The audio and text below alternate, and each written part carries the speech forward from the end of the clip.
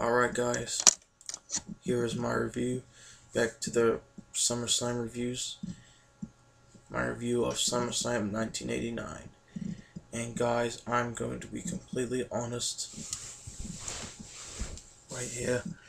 I did not enjoy the show at all. Okay? Please, fans of classic, old school wrestling, please respect my opinion. I did not like the show at all. I had a really tough time getting through it. There was so much filler on the show that it became so hard to watch, and get into. But, I just didn't like the show. There's an ant on my... Yeah. Didn't see Mr. So, just want to get that out of the way first. This was probably the worst SummerSlam I've ever seen. I hope it doesn't get any worse than this. So, I suppose we'll get on with this review. First, we'll start off with the opener, which is the only match that I really, really liked. And that is the Hart Foundation versus the Brainbusters. This was a really, really good match. I mean, definitely a good tag team technical wrestling style match. And there was some really cool innovative moves. And something that I really liked about this match was that, like, the parallel tag partners of each group would do really awesome together in the ring. You know what I mean? Let's say Bret Hart of the Hart Foundation was just fighting Arn Anderson. They do really awesome. And the Anvil, Jim Neidhart, does it against the other guy. What's his name? I forgot the other guy's name. Shoot. Hold on. Tully Blanchard. Yep, and they would make an awesome combination. This was just a really cool match. There was this one part in the match where the Anvil had Bret on his shoulders, kind of like in a backbreaker position. Then he kind of AA'd him onto one of the Brainbusters. That was cool and went for the pin, but kicked out. And then the ending of the match, which kind of left a bad taste in the mouth. It was, what was it? I think they got the ring bell or something, and hit, no, the megaphone, Jimmy Hart's megaphone. They hit Bret on the back of the head with it, and he was knocked out cold. Pinned him, 1, 2, 3. That ending sucked, but I really liked the match. I really, really liked the match itself. Brainbusters got the win.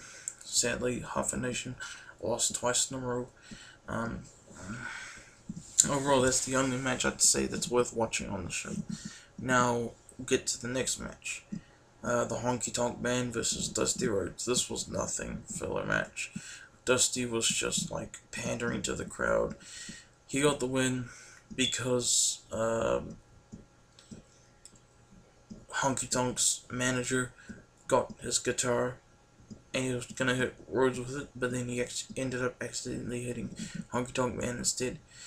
And Dusty did the elbow drop, pinned him. Here's your winner.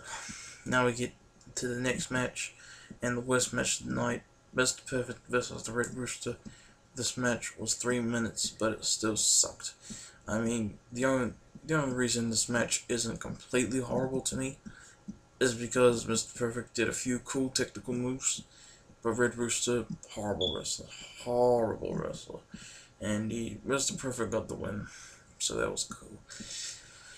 Then we have probably the second best match of the night.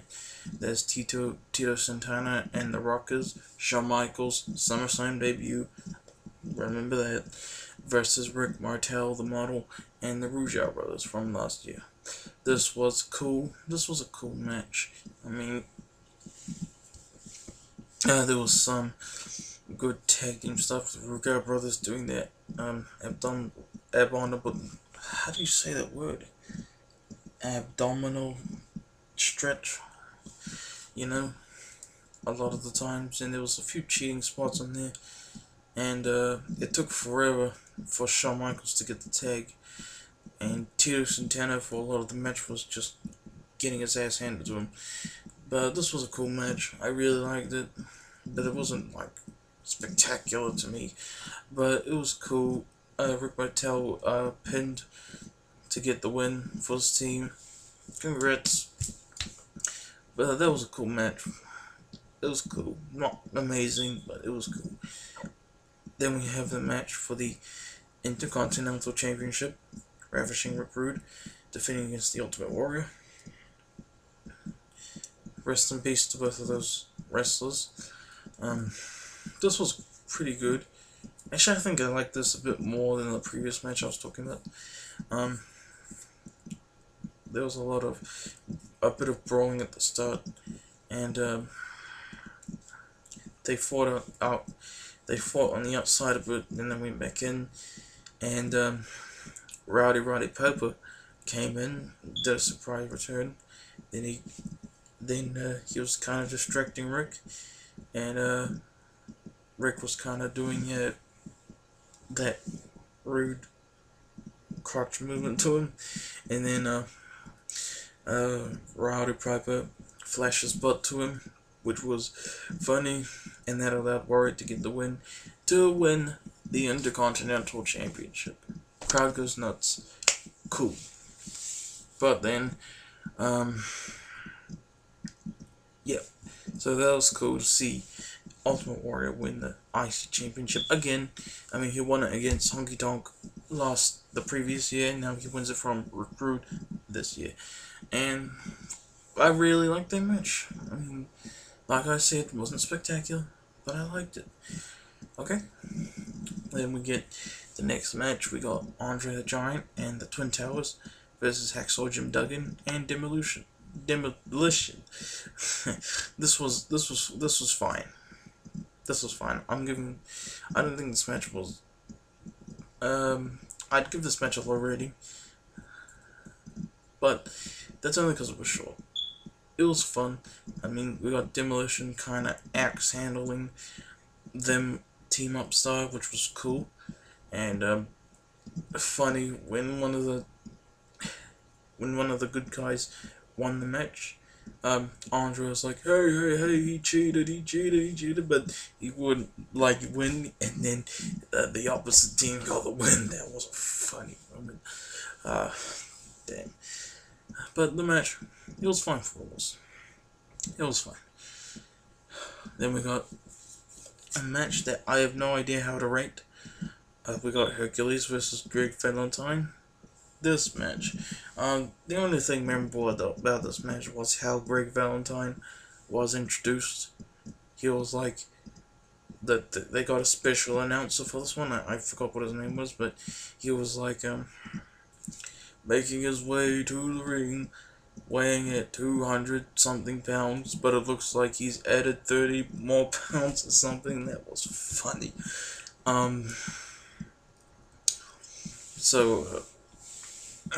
Yep, Greg Valentine got the win, and then the announcer came back to announce the winner. He was like, and when after the Greg won the match, the same announcer came in. He was like, "Your winner, Hercules." Then the ref had to talk to him. Then he went back to do it, and he said, "Your winner, by disqualification, Hercules." That was funny, man. But yeah, that was funny. No idea how to rate this match though, but you know, it's whatever. So, but that was funny. That's the only thing we'll remember this match for though. But overall, but that was funny overall. So after that we got Ted DiBiase, $1 Million Man versus Jimmy Snuka. This was nothing filler match. It was just Snuka beating up Ted for a bit. Then they get on the outside. Then Snuka gets counted out. Ted DiBiase gets the win. Whatever. Then we get the main event. Randy Savage, who was the heel, teaming up with Zeus to fight Brutus, Beefcake, and Hulk Hogan. This match disappointed me, to be honest. I really wasn't into this match. There was a few cool spots with Zeus, in my opinion. Zeus is actually the actor Tommy Tyner Lister, who was in The Dark Knight and Friday. That was cool, knowing he was a wrestler. I actually knew he was a wrestler before I knew he was an actor. That was cool. It's cool to see, like, people like that in different, like, other businesses, you know. But that's another story for another day.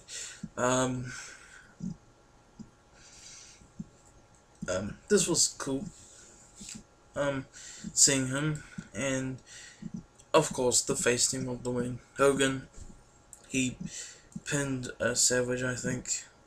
It was a typical, like, Hogan ending, and then he Brutus Beefcake chopped Sensational Sherry's hair afterwards. That was funny. But overall, so that was SummerSlam '89. Like I said, overall, I did not enjoy the show at all. Really, check out the opener. Check out the opener. That is a really cool match. And stay tuned for my review of SummerSlam 1990 somewhere in the future. So, adios.